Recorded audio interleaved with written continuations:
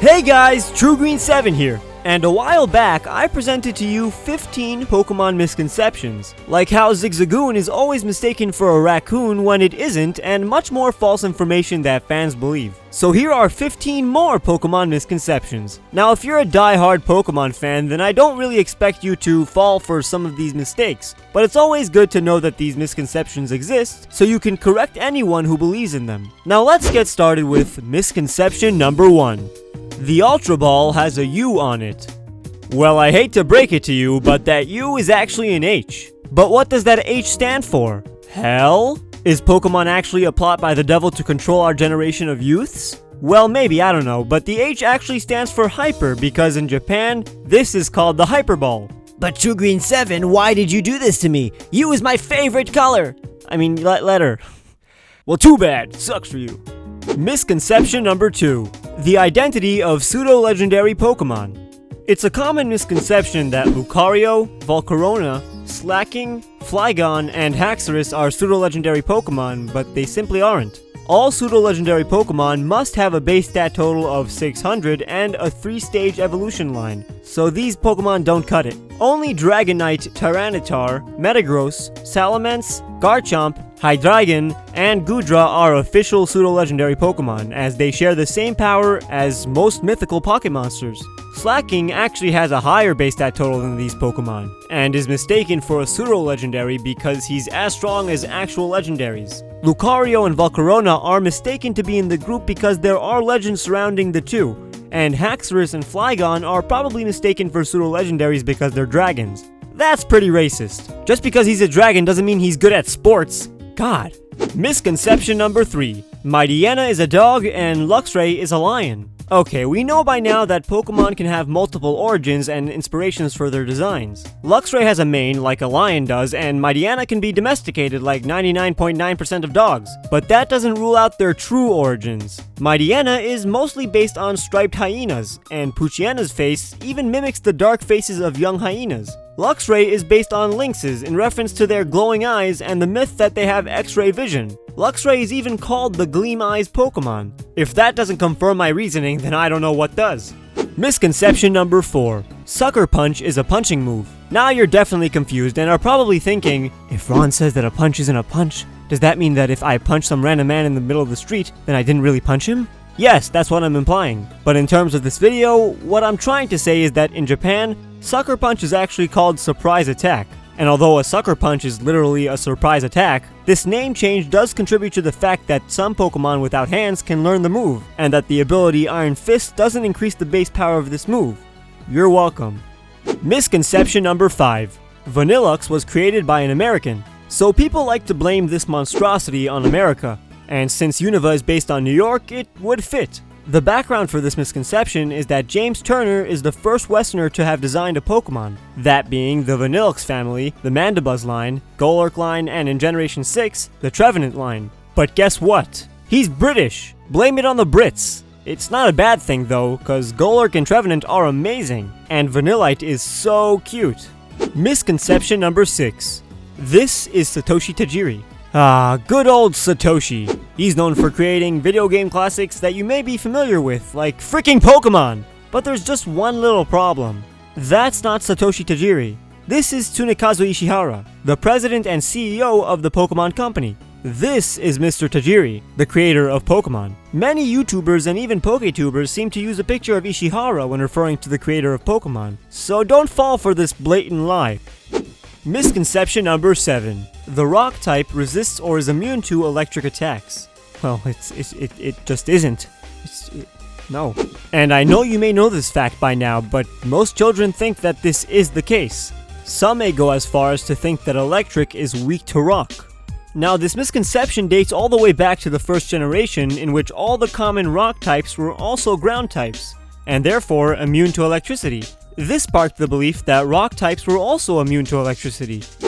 Misconception number 8. Pokemon currency is based on American dollars. You hear it all the time on the internet, that it makes no sense how fresh water and Pokeballs cost 200 Poké-Dollars. Well, in Japan, the Pokemon currency is just yen, and therefore these items only cost a little over 150 in US dollars, which is actually a very fair price. Some water bottles cost $2. Misconception number 9. Misconceptions about types. Tell me, what type is Golduck? Water Psychic? Wrong! Sorry, that was a little bit harsh. He's actually a pure water type, regardless of his psychic abilities. Other Pokemon that I personally mistyped as a child were Glalie. I thought he was ice and dark, when he was just an ice type. I thought Luxray was dark electric, but he's just pure electric. Drapion is actually not a bug type, he is poison dark. And Dragalge is a poison dragon type, not a water type Pokemon. Misconception number 10. Primal Dialga is a primal reversion of Dialga. So in the second Mystery Dungeon games, the final fight to the finish is with a Pokemon called Primal Dialga. Primal Dialga has lost its ability to control time and has gone mad. But this form of Dialga isn't a de-evolution to its primal state just like Groudon and Kyogre in Omega Ruby and Alpha Sapphire. Nope, cause once again in Japan it's called Dark Dialga, which is weird cause this version of Dialga is a little bit brighter, what with the orange and all. Misconception number 11. The legendary beasts are legendary dogs. While both of them are fan terms, calling them the legendary beasts would be more appropriate because these Pokemon are certainly not dogs.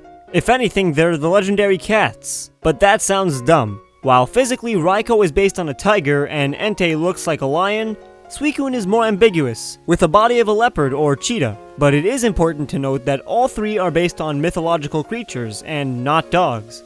Misconception number 12. The Pokemon protagonists are 10. Everybody thinks that the trainer you play as is 10. This misconception stems from the fact that Ash is 10, and in the anime, that is the age at which you can receive your starter Pokemon. But in the games, that rule is nowhere to be found. Red is 11, 14 when you meet him on Mount Silver, and is above 16 when he shows up in Black and White 2. Presumably, Leaf is the same age. The age of Lyra, Chris, and Ethan isn't confirmed.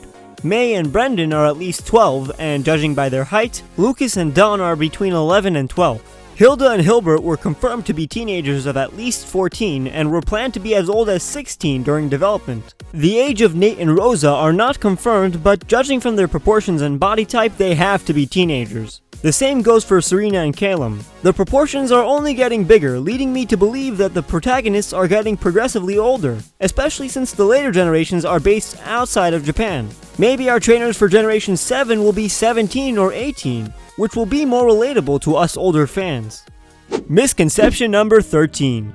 Getsis tries to kill you in Pokemon Black and White 2. Upon entering the Giant Chasm's cave after bringing Kyurem to the place in which he will be his strongest, Getsis gets tired of your character messing with his plans and says, I'll freeze you solid right here so you can watch my glorious ascent. Kyurem, glaciate! Before the English releases of Black and White 2, this threat was mistranslated by various sources as a threat to kill and impale the player using Kyurem's icicles. But anyways, the move Glaciate can't freeze when used in battle. At the end of it all, Getsis is still the only antagonist in the core series games to try to incapacitate the player.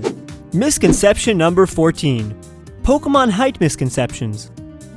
You think Salamence is a huge dragon? Well, at a certain dimension, he's only 4 feet 11 inches, so that's not true. You wanna ride a Charizard? Well, you could if you were a child, cause he's only 5'7", the height of an average male. You think Dunsparce is tiny? He's the same size as Salamence. Are you scared of the giant monster that is Nidoking? The problem is he's only 4 feet 7 inches, the height of a 10-year-old girl. You know what you should be scared of? Furret, cause it's bigger than all the Pokemon I just mentioned, coming in at 5 feet 11 inches or 1.8 meters. Misconception number 15. Pokemon is slowly declining in popularity.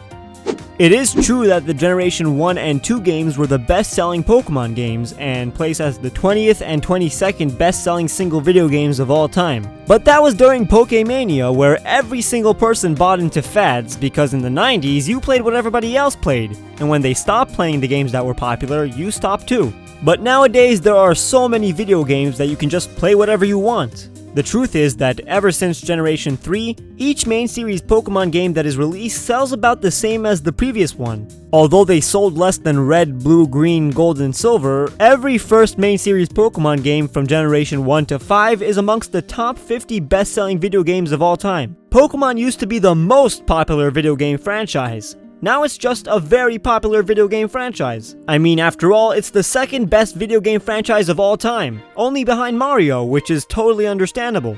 But that's all for this video. If you want more, please make sure to press the top right video so you can watch part 1 of my Pokemon Misconceptions series. And if you enjoyed, please leave a like and subscribe if you want to see more. Of course, you can follow me on Twitter and Facebook to keep up to date with what I'm doing. But for now, I'll see you guys very soon.